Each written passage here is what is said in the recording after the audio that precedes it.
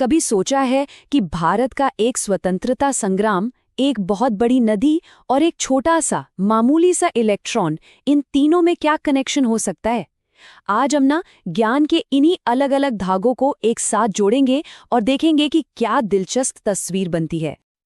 हाँ, सुनने में ये सवाल थोड़ा अजीब जरूर लग सकता है, लेकिन यकीन मानिए इसका जवाब भारत के इतिहास, उसके भूगोल और विज्ञान की कुछ सबसे मजेदार राज खोलता है। तो चलिए शुरू करते हैं इस गुत्थी को सुलझाना। तो हमारी कहानी शुरू होती है इतिहास से, उन पन्नों से जहां एक देश अपनी पहचान बना रहा था। चलिए देखते हैं पहला मील का पत्थर क्या है। तो चलिए सीधे चलते हैं भारत के स्वतंत्रता संग्राम के एक बहुत ही अहम मोड़ पर, भारत छोड़ो आंदोलन। वो चिंगारी जिसने पूरे देश को एक साथ खड़ा कर दिया था। पर क्या वो तारीख याद है जब ये आंदोलन असल में ऑफिशियली शुरू हुआ था? तो इसका जवाब है 9 अगस्त 1942। और यहाँ एक बड़ी दिलचस्प बात है। देखिए, प्रस्ताव तो 8 अगस्त को पास हो गया था, लेकिन जो असली मास मूवमेंट था वो 9 अगस्त की सुबह शुरू हुआ। क्यों?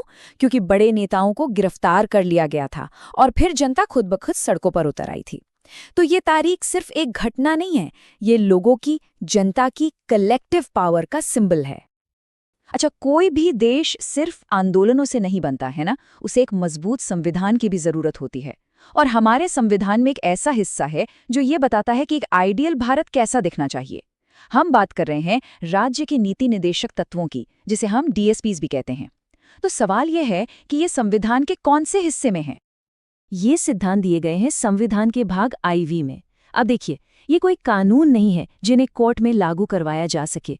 ये सरकार के लिए एक तरह से मॉरल गाइडलाइंस है, एक आईना जो ये दिखाता है कि देश को सोशल और इकोनॉमिक जस्टिस के रास्ते पर कैसे आगे बढ़ना है। तो ये बात याद रखने वाली है, डीपीएसपी को कोर्ट में चैलेंज नहीं किया जा सकता, पर ये हमारे संविधान की आत्मा है। सच में ये वो सपने हैं जो हमारे संविधान बनाने वालों ने आने वाली जेनरेशन्स के लिए देखे थे। तो जैसे संविधान देश को एक दिशा देता है, वैसे ही भूगोल उसे एक आकार, एक शक्ल देता है। तो चलिए अब इतिहास से निकलकर भारत की जमीन और उसकी कुदरती खूबसूरती को जरा करीब से देखते हैं। भारत के लाइफलाइन मानी जाने वाली कई नदियों में से एक है नर्मदा। क्या कोई अंदाजा है कि ये जबरदस्त नदी आखिर कितना लंबा सफर तय करती है? नर्मदा नदी लगभग 1312 किलोमीटर का सफर तय करती है। सोचिए, अमरकंटक की पहाड़ियों से निकलकर ये खंबात की खाड़ी में जाकर मिलती है। और ये सिर्फ पानी का एक बहाव नहीं है, ये मध्य प्रदेश, महाराष्ट्र और गुजरात के लाखों करोड़ों लोगों की जिंदगी है, उनका जीवन है। 1312 किलोमीटर, ये नंबर हमें बस ये याद दिलाता है कि नेचर का कैनवस कितना बड़ा और शानदार है, और नर्मदा उस बड़ी सी तस्वीर का एक बहुत जरूरी हिस्सा है। तो नदियां जिंदगी देती हैं और जंगल उस जिंदगी को संभाल कर रखते हैं। भारत के दिल यानी मध्य प्रदेश में एक ऐसा ही बहुत बड़ा जंगल है। अब सवाल ये है कि एरिया के हिसाब से वहाँ का सबसे बड़ा नेशनल पार्क कौन सा है? वो है कान्हा नेशनल पार्क। ये करीब 940 स्क्वायर किलोमीटर में फैला हुआ है और ये बाघों का घर है। ये प्रोजेक्ट टाइगर का भी एक बहुत अहम हिस्सा है, और सच कहें तो ये पार्क भारत की बेशकीमती वाइल्ड लाइफ का एक जीता जागता सबूत है। प्रकृति से हमें प्रेरणा मिलती है और इसी इंस्पिरेशन से इंसान कमाल की चीजें कर दिखाता है।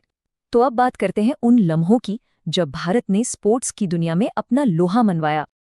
एक ऐसा पल जिसने 100 करोड़ से ज्यादा लोगों का सीना गर्व से चौड़ा कर दिया था। अभिनव बिंद्रा का वो हिस्टोरिक ओलंपिक गोल्ड मेडल।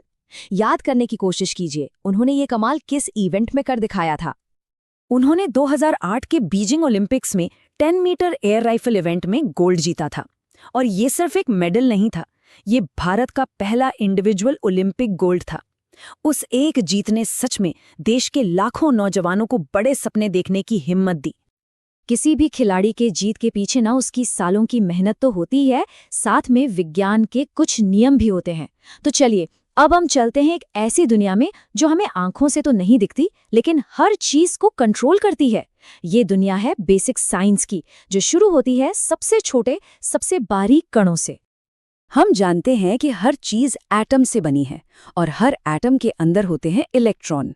ये हमारी आज की कहानी का सबसे छोटा पर शायद सबसे जरूरी हिस्सा है। तो सवाल ये है कि एक इलेक्ट्रॉन पर चार्ज कौन सा होता है? एक इलेक्ट्रॉन पर हमेशा नेगेटिव चार्ज होता है। 1897 में जब जे थॉम्सन ने ये खोज की तो साइंस की दुनिया ही बदल गई। क्यों? क्योंकि यही नन्हा सा पार्टिकल दुनिया के सारे केमिकल रिएक्शंस की जड़ है, उसकी बुनियाद है। ठीक है, तो अब हम इलेक्ट्रॉन के बारे में थोड़ा जानते हैं। तो चलिए अब एक बहुत ही कॉमन केमिकल प्रोसेस को समझते हैं, ऑक्सीडेशन। आखिर इस प्रोसेस में इलेक्ट्रॉन का क्या रोल होता है? अगर बहुत सिंपल भाषा में समझें तो जब कोई सब्सटेंस इलेक्ट्रॉन लूज करता है, मतलब खो देता है, तो उसे कहते हैं ऑक्सीडेशन।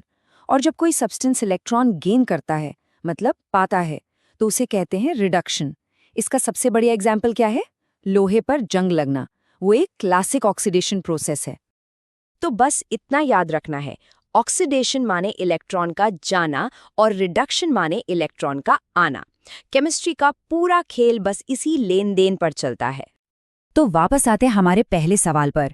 एक स्वतंत्रता आंदोलन, एक नदी, एक गोल्ड मेडल और एक इलेक्ट्रॉन, ये सब आपस में जुड़े कैसे हैं? ये हमें दिखाते हैं कि दुनिया चलती कैसे है। एक तारीख इतिहास का रुख मोड़ सकती है। एक नदी पूरी की पूरी सभ्यताओं को जिंदा रख सकती है। एक जीत लाखों लोगों के लिए प्रेरणा बन सकती है। और एक न दिखने वाला इलेक्ट्रॉन पूरी कायनात को चला सकता है। हर चीज, चाहे वो कितनी भी बड़ी हो या कितनी भी छोटी, एक बहुत बड़ी कहानी का हिस्सा है। हर फैक्ट, हर जानकारी ज्ञान की दुनिया का एक नया दरवाजा है। आज हमने कुछ दरवाजे साथ मिलकर खोले हैं। अब सवाल यह है कि अगला कौन सा दरवाजा खटखटाया जाए। अपनी जानने की इच्छा को, अपनी क्यूरियोसिटी को हमेशा जिंदा रखिए।